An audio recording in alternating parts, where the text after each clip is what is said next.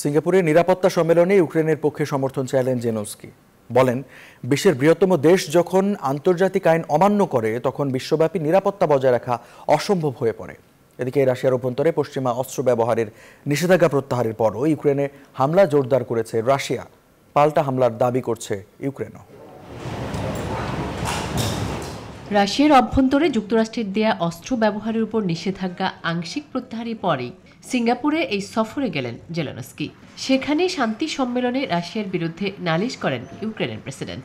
বলেন, বিশ্বের বৃহত্তম দেশটি যখন স্বীকৃত সীমান্ত, আন্তর্জাতিক আইন ও জাতিসংঘের সনদকে অবমাননা করে তখন বিশ্বব্যাপী নিরাপত্তা বজায় রাখা অসম্ভব হয়ে পড়ে। পাশাপাশি ইউক্রেন শান্তি শীর্ষ সম্মেলনের পক্ষে এশিয়া প্রশান্ত মহাসাগরীয় দেশগুলোর সমর্থন পেতে চেষ্টা চালিয়ে যাবে বলেও জানান তিনি।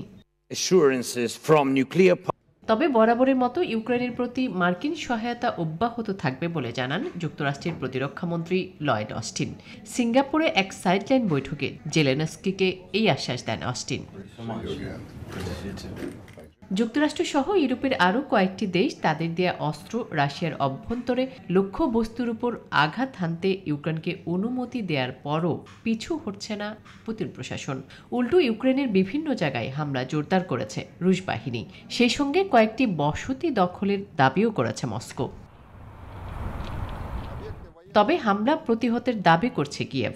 ইউক্রেনের সামরিক বাহিনীর দাবি, গেল দিনও পুরো দেশে নিক্ষিপ্ত 53টি ক্ষেপণাস্ত্রের মধ্যে 35টিকে এবং 47টি ড্রোনের মধ্যে 46টিকে ভূপাতিত করেছে ইউক্রেনীয় সেনারা।